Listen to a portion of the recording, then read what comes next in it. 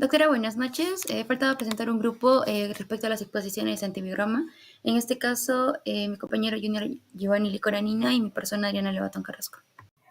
Bueno, doctora, vamos a empezar hablando de lo que vendría a ser la eritromicina. Para ello vamos a mencionar primero que pues, pertenece a la familia de los macrólidos. Se va a encontrar dentro de los naturales de la primera generación. Algo que tenemos que recordar es que la eritromicina ya no es usada al día de hoy, puesto de que existen mejores fármacos que son menos tóxicos, que tienen una vida media mucho más amplia, puesto que la eritromicina cada 6 horas tenemos que estar administrando. Entonces no es algo que pues sea bueno para los pacientes. De la misma manera, puesto que es un ácido lábil, se va a destruir fácilmente a nivel de los, de los ácidos gastrointestinales. Y bueno, empezando con su mecanismo de acción, por ser un macrólido, vamos a ver de que se va a encargar principalmente de la inhibición de la síntesis de proteínas, en este caso porque se va a unir a lo que es la subunidad 23S de la 50S del ribosoma bacteriano, de tal manera que al unirse va a generar que se bloquee lo que es la translocación y posteriormente también lo que vendrá a ser la locación y transpeptidación. A nivel de su espectro vamos a ver de que va a cubrir principalmente lo que son gram negativos, positivos no mucho. En positivos tenemos al Staphylococcus aureus, al Streptococcus pyogenes, Streptococcus pneumoniae. En gram negativos vamos a tener a lo que es Legionella, Mycoplasma, Clamidia y en este caso también se menciona la Treponema pallidum. Dentro de su administración vamos a ver de que se administran de forma oral, intravenosa, tópica. Podemos encontrarlo en forma de gel, para, en este caso para acné. Dentro de sus usos clínicos tenemos de que vendría a ser, más que todo, está presente como alternativa, puesto que ya no, por sus mismas propiedades farmacocinéticas, farmacodinámicas, ya no se está usando mucho, incluso ya no la tenemos tanto en el mercado, pero de todas maneras está como alternativa para enfermedades del tracto respiratorio, infecciones de piel, tejidos blandos, enfermedades de transmisión sexual, y entre ellos tenemos que recordar algo muy importante, por lo que bueno, se está utilizando últimamente la eritromicina, vendría a ser porque va a contribuir en los pacientes de UCI, de los receptores de motilina en este caso, para que pueda seguir, bueno, en este caso funcionando a nivel gastrointestinal. Dentro de los efectos adversos podemos ver náuseas, vómitos, dolor abdominal e incluso una hepatotoxicidad colestática. Por esto que se va a eliminar también a nivel hepático. Sí está recomendado para pacientes en estado de embarazo o lactancia. En su dosis recomendada vendría a ser en infecciones comunes de 200 a 500 miligramos cada 6 horas, con una dosis máxima de 4 gramos al día. Y en este caso también, si vamos a utilizarlo en neumonía, por lo general, a lo que no está recomendable, pero en caso podemos utilizarlo como alternativa, de 1 a 2 gramos cada 6 horas. Bien, dentro de esos resultados podemos mencionar tanto en gram positivos, en este caso que bueno, se ha sembrado a nivel de aureus, y en gram negativos tenemos a lo que vendría a ser E. coli. Su diámetro de la emisión hemos visto que, bueno, según lo que hemos averiguado, primero tenemos que, si van a ser resistentes, suele ser menor a 13, intermedio de 11 a 13 y sensibles vendrían a ser mayor a 18.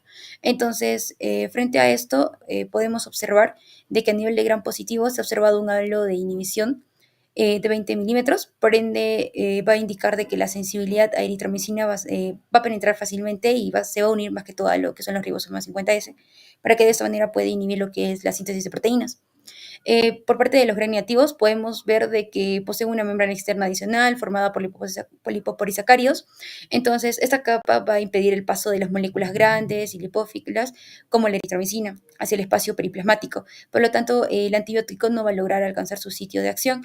Y como tal, el ribosoma 50S, ¿no? Y por ende tampoco va a llegar a inhibir a lo que son las proteínas en parte de la replicación, entonces va a existir un superenrollamiento, posteriormente una tensión, lo que va a generar mayor resistencia y va a hacer de que se puedan romper las hebras y posteriormente el ADN de la bacteria. Por otra parte, tenemos la topoisomerasa 4, que se encarga de, bueno, dividir, en este caso de romper la nueva hebra formada para posteriormente dar origen a la síntesis de las posteriores. Entonces, al inhibir la topoisomerasa 4 tampoco se puede dar esa continuación. A nivel de espectro, vamos a ver de que van a cubrir gram negativas, entre ellas tenemos a E. coli, Klebsiella pneumoniae, Proteus mirabilis, Enterobacter.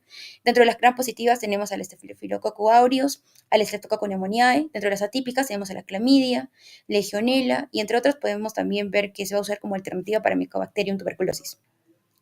Su administración tenemos principalmente de lo que vendría a ser vía oral, intravenosa y oftálmica. Dentro de su uso clínico, vamos a ver de que suele usarse a nivel sistémico en infecciones de tracto urinario como cistitis, pielonefritis, como prostatitis bacteriana, de la misma manera como infecciones respiratorias, infecciones de piel, tejidos blandos, algo muy característico de las quinolonas, fluoroquinolonas. También se puede usar dentro de las enfermedades de transmisión sexual y gastroenteritis. De forma oftálmica la podemos utilizar como en úlceras corneales, blefaritis, queratitis, conjuntivitis, entre otros.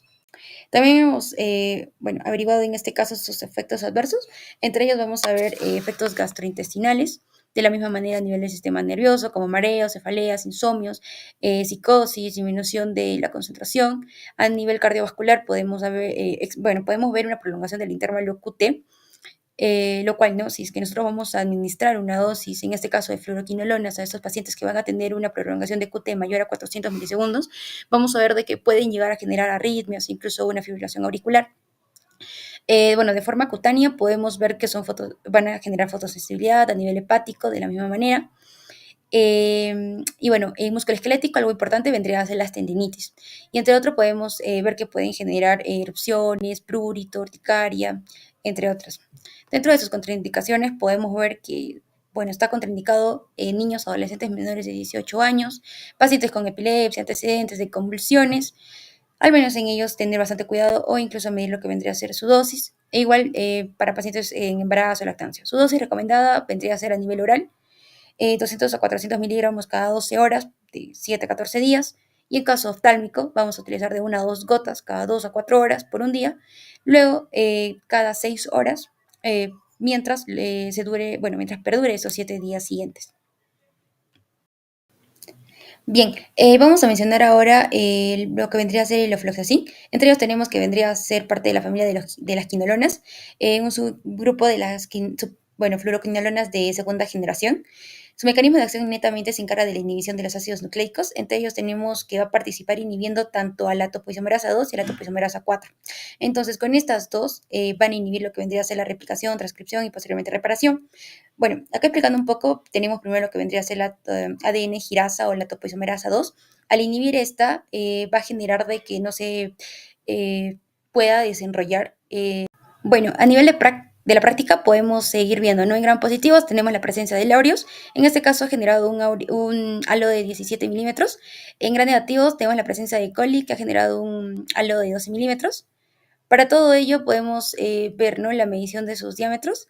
Entre ellos podemos ver que si va a ser resistente va a ser menor a 12, intermedio de 13 a 15 y sensible mayor a 16. Entonces hemos llegado a una conclusión que si estamos hablando, en este caso, de una placa de gram positivos, ese halo de 17, con el disco netamente de fluoxacino, el antibiótico ha logrado inhibir adecuadamente el crecimiento bacteriano, lo cual refleja que la cepa probablemente no va a poseer mutaciones a nivel del ADN girasa o topoisomerasa 2 en este caso. Continuando también a nivel de ofloxacino, puede ser clínicamente eficaz siempre que se trate de una cepa metilosensible.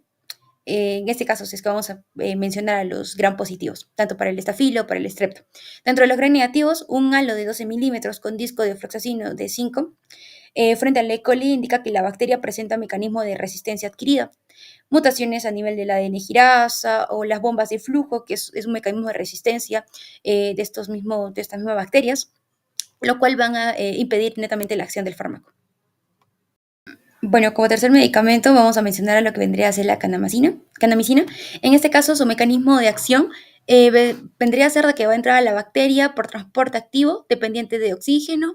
De la misma manera, se va a unir irreversiblemente a lo que vendría a ser la unidad 30S del ribosomo bacteriano. Entonces, vamos a ver de que principalmente se encarga de inhibir la síntesis de proteínas. En este caso, cuando va a entrar a la subunidad 30S, va a generar una lectura errónea del ARN mensajero. De la misma manera va a existir una interrupción de la síntesis proteica, una acumulación de proteínas anormales, las cuales van a seguir dañando la membrana celular. Dentro de su clasificación podemos ver que es un aminoglucósido, dentro de su grupo de los aminoglucósidos de segunda generación. Continuando con su espectro, tenemos de que dentro de los gram negativos nos va a cubrir a la E. coli, a la Klebsiella, a la Proteus, a Enterobacter, Serratia, Shigella, Salmonella. Dentro de los gram positivos podemos ver de que nos va a cubrir principalmente a los cocos, Staphylococcus aureus, Staphylococcus epidermidis y a los enterococos. Y dentro de las micobacterias podemos ver que nos cubre a la micobacteria en tuberculosis y al Ambium complex, que suele ser muy predisponente para los pacientes con VIH. Dentro de su administración podemos ver que tiene una administración intramuscular. En este caso va a ser 15 miligramos por kilogramo por día, la cual va a estar dividida de 2 a 3 dosis cada 8 a 12 horas, o bien de 7 a 10 días según la infección, que suele ser la más recomendada. También tenemos una intravenosa, que suele ser 5 miligramos por kilogramo por día, la cual tenemos que diluirlo en un suero fisiológico al 5% o cada de 8 a 12 horas por 7 a 10 días. Y si vamos a utilizarlo de forma oral, tenemos su presentación de tabletas, cápsulas, en este caso de 500 miligramos, y también a nivel de uso intestinal suele utilizarse para profilaxis o por una preparación intestinal. Dentro de su uso clínico podemos mencionar a infecciones graves por gram negativos como sepsis, como itis complicada, neumonía nosocomial con la presencia en este caso de pseudomonas. Podemos estar hablando de tuberculosis resistentes, las cuales vendrán a estar en la segunda línea antituberculosa. También de una preparación intestinal antibiótica, en este caso para un preparatorio colorectal, o incluso para una descontaminación digestiva selectiva, en este caso en pacientes de uso. Dentro de sus efectos adversos podemos presentar lo que vendría a ser una ototoxicidad, vendría a ser una lesión irreversible, una nefrotoxicidad, vendría a ser a nivel de un daño renal, algo más parecido a una necrosis tubular aguda, un bloqueo neuromuscular puede causar parálisis muscular, en este caso suele ser transitorio, también una depresión respiratoria, y por otra parte también podemos presentar reacciones locales como a nivel del sitio de la inyección, como una inflamación en caso que se esté utilizando intramuscular. Dentro de sus contraindicaciones vendrían a ser pacientes netamente con insuficiencia renal aguda, crónica. Esto no está sujeto a dosis, puesto que sí o sí no podemos darle a estos pacientes. De la misma manera, otra contraindicación vendría a ser aquellos pacientes que están presentando una hipoacusia, puesto que también tiene ototoxicidad, lo cual podría empeorar su caso. Y también está totalmente contraindicado para pacientes sin embarazo. Dentro de sus dosis recomendadas, vamos a ver en adultos, aquellos que tienen una infección grave, tanto por vía intravenosa o intramuscular, vamos a recomendarles unos 15 miligramos por kilogramo por día, aproximadamente 1 gramo cada 12 horas. 12 horas, de 8 a 12 horas, una duración de 7 a 10 días. En caso de niños, también podemos utilizar una vía intramuscular intravenosa. En este caso, vendría a ser de 15 a 30 miligramos por kilogramo por día de cada 8 a 12 horas. Y también tenemos que ajustarlo, ya que es una dosis pediatra, tenemos que ajustarlo siempre a peso. Y en este caso también a función renal en caso de que estén teniendo este tipo de enfermedad. En caso de que podríamos usarlo para tuberculosis resistentes, más que todo vendría a ser vamos a administrarlo por vía intramuscular de 15 miligramos por kilogramo por día, máximo 1 gramo por día, y su frecuencia vendría a ser una vez al día de la misma forma, y una duración de 5 a 6 días. De la misma manera, incluso puede llegar a durar hasta semanas, o puede llegar a durar de 2 a 6 meses. Bueno, dentro de la práctica vamos a recordar un poco de lo que vendría a ser el diámetro del halo de inhibición. Para ello tenemos resistentes menor a 13, intermedios de 14 a 17 y sensibles van a ser mayor a 18 milímetros. Entonces, ¿qué es lo que hemos encontrado nosotros? A nivel de gram positivos tenemos un halo de 18 milímetros y a nivel de gram negativos tenemos un diámetro de 12.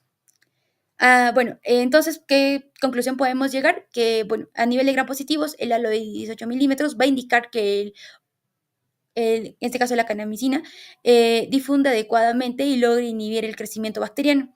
De la misma manera tenemos el Staphylococcus aureus, que suele ser resistente a la kanamicina. Sugiere que no va a presentar enzimas inactivadoras de los aminoglucósidos y el antibiótico puede ser eficaz clínicamente por vía parenteral en infecciones por cepas sensibles.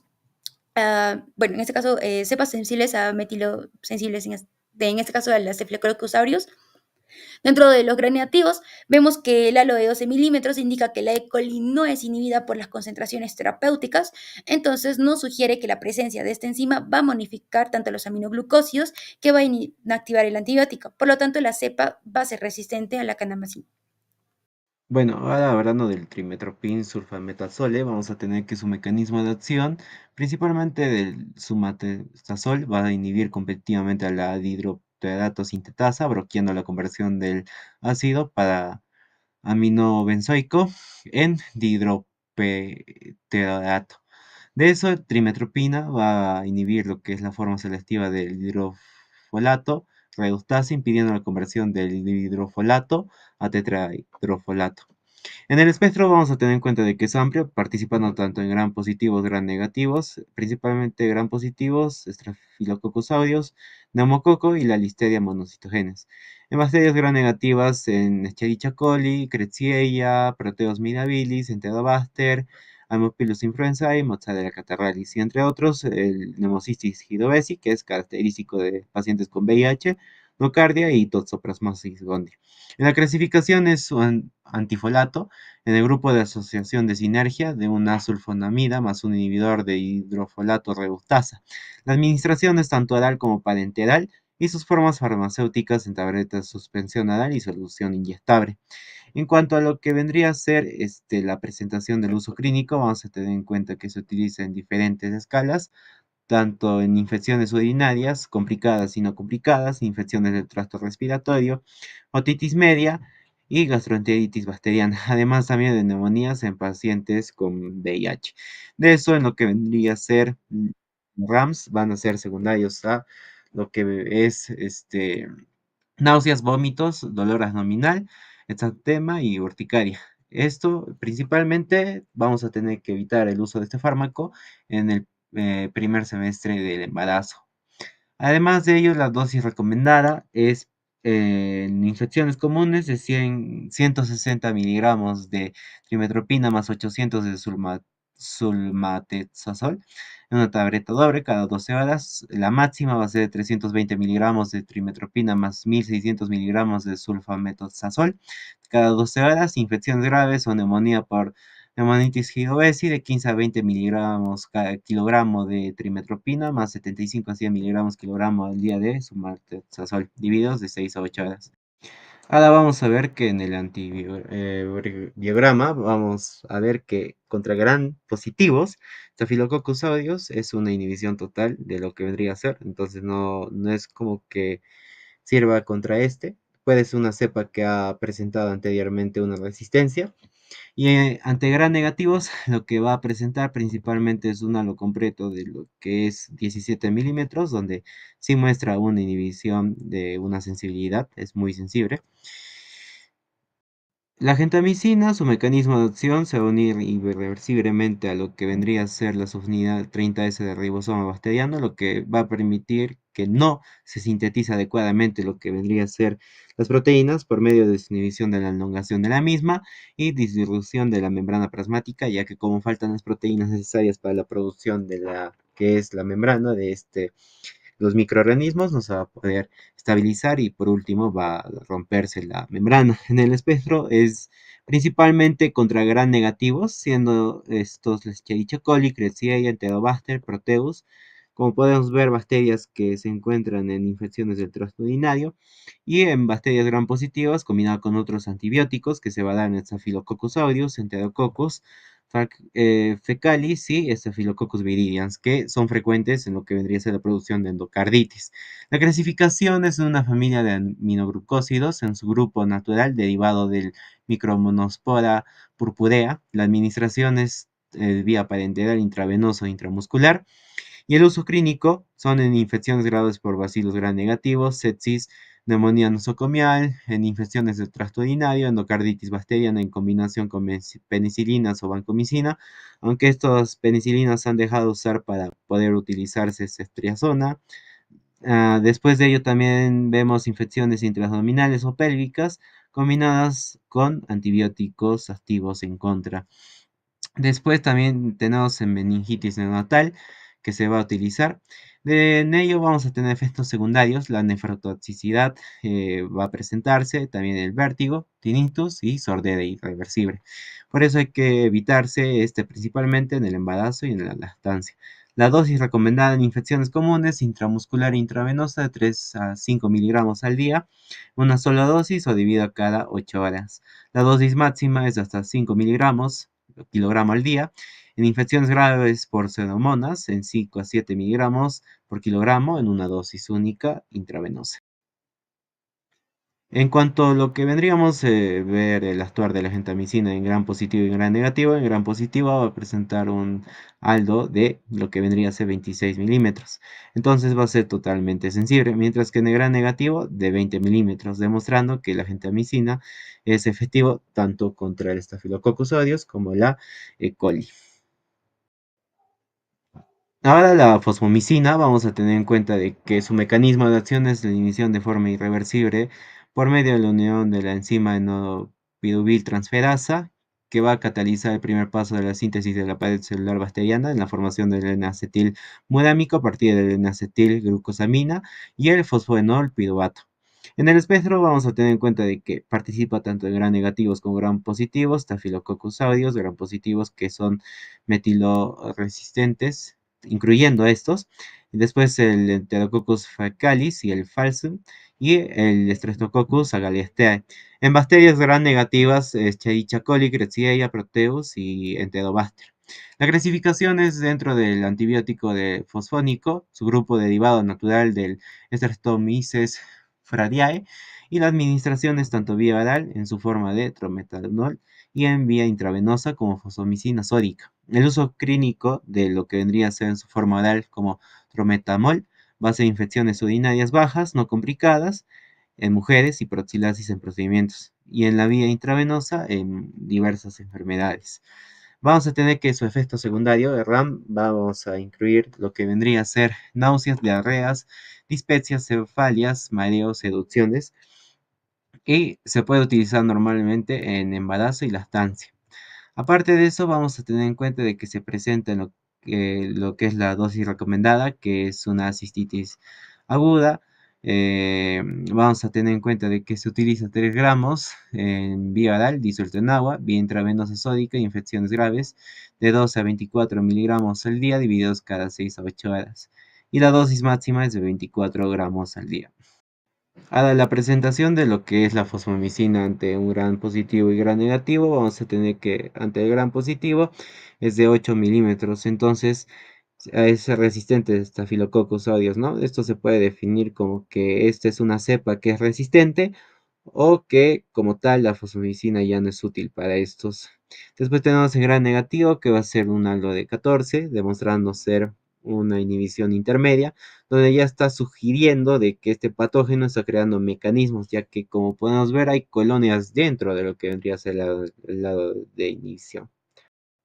La cefotacima va a ser un derivado o igual de las cefalosporinas que se puede utilizar en vez de las estriazonas y esta se va a utilizar en lo que vendría a ser neonatos. El mecanismo de acción evita la formación al unirse a las proteínas fijadoras de penicilina, bloqueando la transpeptidación y el recrudecimiento de peptidoglucano, ¿no? En sí, lo que vendría a ser la síntesis de proteínas también. El espectro, bacterias gram positivas y gram negativas. Gram positivas, el Streptococcus pneumoniae, neumococo, Staphylococcus pyogenes de grupo A, Streptococcus agariastae, Staphylococcus aureus.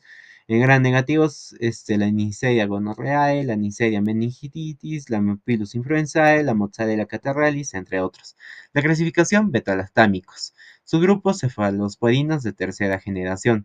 En la vía es la administración intravenosa intramuscular. El uso clínico es en infecciones respiratorias graves, neumonías comunitarias y nosocomial, meningitis bacteriana, neumonía, la Neisseria meningitis, la Staphylococcus pneumoniae, la Haemophilus influenzae, entre otros. El RAM es el dolor en el sitio de inyección, náuseas, vómitos, diarrea de osifinia y leucopenia irreversible. Dosis recomendada es como tal infecciones moderadas de 1 gramo cada 8 horas, graves cada 2 gramos cada 6, 8 horas y dosis máxima hasta 12 gramos en infecciones severas. En la presentación de lo que vendría a ser este fármaco ante un gran positivo y un gran negativo, vamos a tener en cuenta el gran positivo, presenta un halo de 15 milímetros en total, entonces va a ser como tal de una halo de inhibición intermedia, donde demuestra que no es muy útil, ya que está sugiriendo que posiblemente el patógeno que es el Staphylococcus aureus está provocando algunos mecanismos que van en contra de la cefotaxamina. Después, el gran negativo, el E. coli, va a generar un halo de inhibición de un total de 13, en donde vamos a tener en cuenta de que ya está demostrando resistencia y como tal, la función de este antibiótico queda totalmente descartada para estos dos fármacos. O bueno, se podría utilizar para el Staphylococcus aureus, aunque como se ve un halo de inhibición intermedia, se sugiere utilizar otro fármaco directamente para este.